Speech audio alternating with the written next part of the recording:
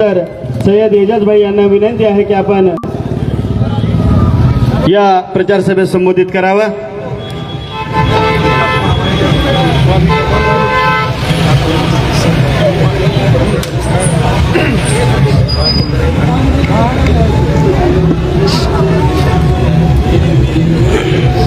अहमदपूर नगर परिषद पोटनिवडणूक 2026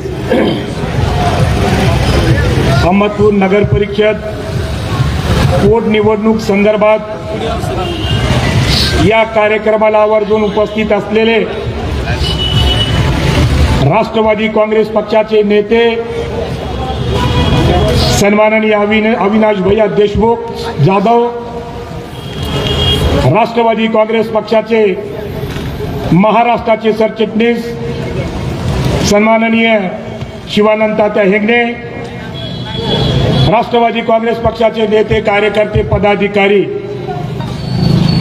आमच्या समोर लाडक्या भावांनो, तरुण मित्रांनो,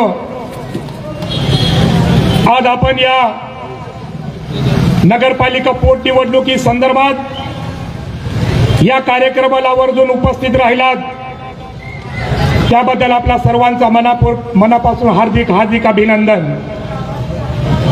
मी एक राष्ट्रवादी काँग्रेस पक्षाचा एक सामाजिक कार्यकर्ता आहे। आमची बांधिलकी सामान्य माणसासोबत आहे।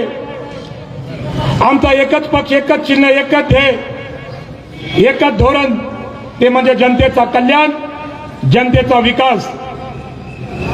येणाऱ्या काळात ही आमची सर्वात मोठी जबाबदारी आहे। गरिबीला जात धर्म पत्ता नसतो। विकास कामे करत असताना सन्माननीय आमदार बाबासाहेब पाटील साहेबांनी जातीचा धर्माचा राजकारण केलेला नाही। राजकारणात जाती धर्माचे मुद्दे जास्त काळ टिकत नाही।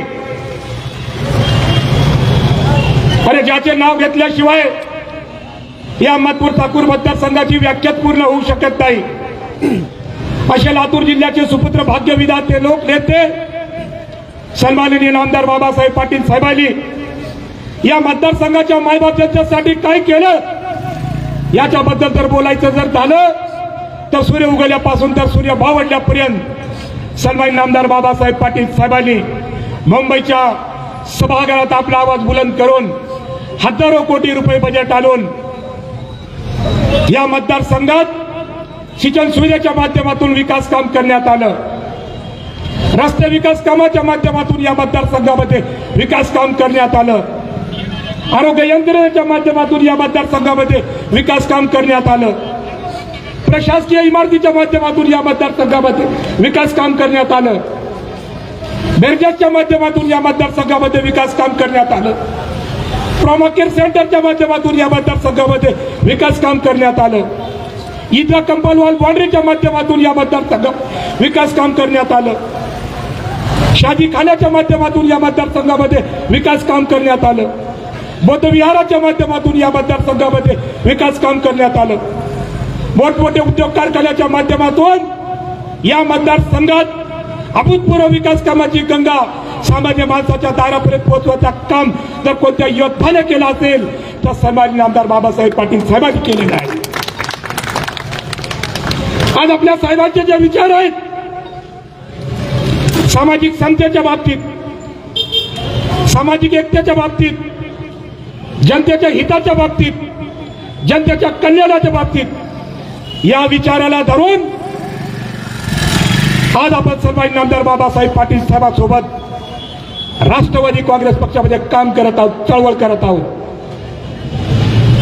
डॉक्टर बाबासाहेब आंबेडकरांनी तुमच्या आमच्या मताला लाख मोलाची किंमत दिली आहे। एक मत, एक मूल्य। मग तुम्ही आम्ही या मताचं मूल्य विसरून गेला। आज मी या प्रभागाच्या मायबाप जनतेला मनापासून विनंती करतो, या प्रभागामध्ये विकास कामे काही शिल्लक असतील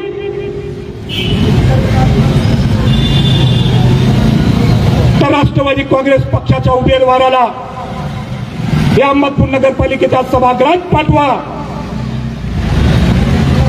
विकास काय असतो येणाऱ्या काळात सन्माननीय आमदार बाबासाहेब पाटील साहेब दाखवून देतील।